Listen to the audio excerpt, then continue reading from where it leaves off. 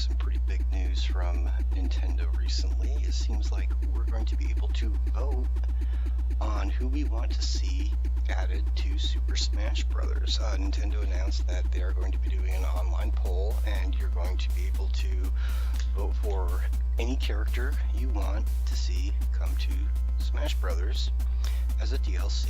I'm not sure if they're going to be charging for that DLC or it will be free or whatever, but they have released Mewtwo as a bonus. I think if you bought both games, you got Mewtwo for free, but you can just buy him on his own for like $5 or something like that. That's pretty reasonable in my opinion.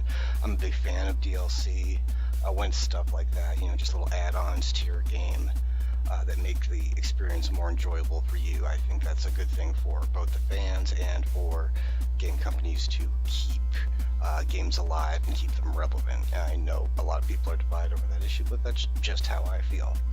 So there's probably a lot of characters you want to see in Smash Brothers. Well, here's a few that I want to see in Smash Brothers, and these are all retro characters from the 8-bit era of gaming. Who you may remember from the Famicom or from the Nintendo Entertainment System. They may not be characters who originally appeared on those formats, but they did make appearances on those. So here we go with my top 10 list.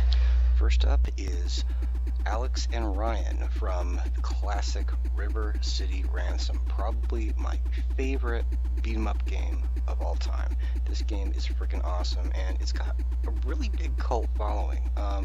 It's not one of the more well-known beat-em-ups. I think when people think of this genre, they think more of Double Dragon or Streets of Rage, but this one does have a hardcore following, and it was part of a larger series that was released in Japan. We only got a few of them over here. But River City Ransom, definitely a couple of characters in Alex and Ryan that would be fit perfectly into the Smash Brothers universe. I would love to freaking see from that. Castlevania, Simon Belmont and Dracula. Come on, how come we have not seen these characters in a Smash Brothers game yet? What the hell's going on? I mean, Simon Belmont is good enough to be on Captain N, the Game Master, but not in a Smash Brothers game? You know what, let's just forget about Captain N, the Game Master, and move along. One of the most classic and iconic video game characters, especially from the Nintendo 8-bit area. We definitely need to see Simon Belmont added to Smash Brothers as DLC. That would just be sweet as hell. And Dracula, we never hear Dracula brought up when people think of, you know, the all-time great video game bosses, and he's in pretty much almost every Castlevania game. Every single one practically. Just an awesome character, and since no one owns the rights to him, yeah, just stick him in there. That would be awesome. Plus, if you went the original Castlevania route, you could have him change forms midway through battle. That would be freaking sweet. They could even do a Simon Belmont, Captain N and the Game Masters variant skin. Or not. That's okay too. Up next, Jason Voorhees from Friday the 13th for the Nintendo Entertainment System. Come on, how much fun would it be to fight against Mario and Link and Zelda and all the other characters as Jason Voorhees? I mean, come on, it's not exactly the greatest game in the world, but we all remember it. We all played it at least once when we were kids, especially because, you know, it was so taboo at the time. It was a video game based on an R-rated franchise that had loads of drugs and nudity and violence in it. So putting Voorhees in to Smash Brothers would just be a perfect fit. I mean, come on. He's in Mortal Kombat 10. He's not good enough for Smash Brothers?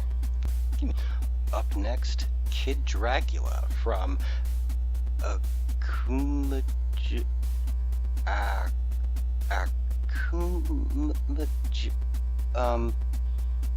I'm Kid Dracula. Believe it or not, this is actually part of the Castlevania series. No, I'm not making that up. And it was at the time considered to be a parody of but a lot of the characters from it have shown up in other Castlevania games. It's a really fun game where you're playing as the son of Dracula, I'm assuming. A really great platformer, and I can't believe it never got ported over here. I mean, I played through a little bit of it, but I didn't see anything that could possibly be, seen as controversial or something as offensive or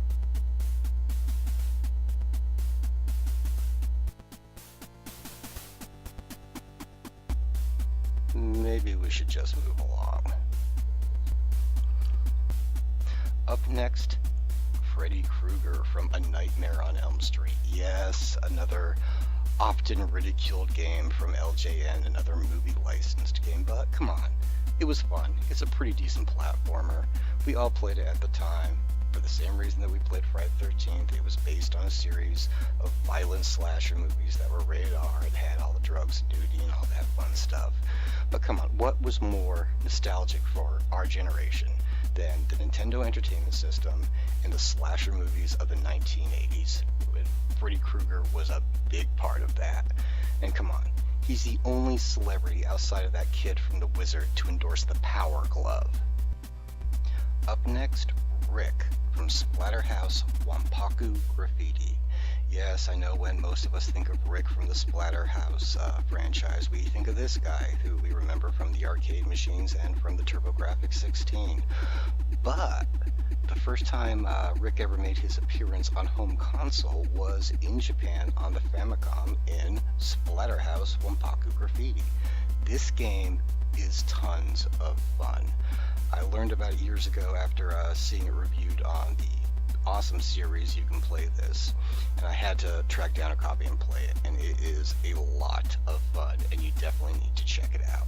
Unfortunately, it was never ported over here to America because of a lot of the gore in it.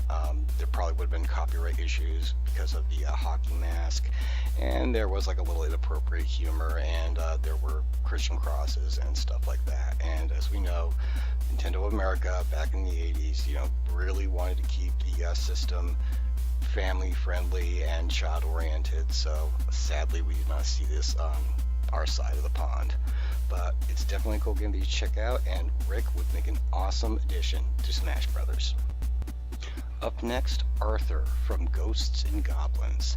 A video game that caused many of us as children to have our first official nervous breakdown. A notoriously difficult game that you had to play through twice, and I know that it was originally an arcade game, but come on, we all remember it from the Nintendo Entertainment System. A great game, and seeing that character in Smash Brothers would just be a joy. Mark and Burt from Monster Party. Okay, this is a lesser known NES game. Not a lot of people have heard of it, and it's really sad because it was a lot of fun. In the game, you play as this kid Mark, who occasionally gets to transform into a gargoyle like alien named Burt. Yeah, real creative naming there for your gargoyle guys. But nonetheless, at certain points in the game, you get to transform from Mark into Burt, which is pretty cool because you can fly around and you have more powerful attacks. It's just a really neat mechanic that would fit perfectly into a fighting game. So definitely these two characters, or one character, since they go back and forth between the two, kind of like Jekyll and Hyde, would definitely be a great addition to Smash Brothers.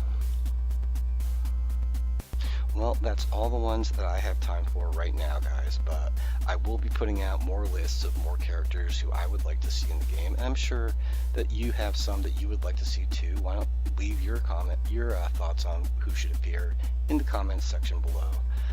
I hope you enjoyed this, and I hope we see maybe one or two of these characters show up in Smash Brothers.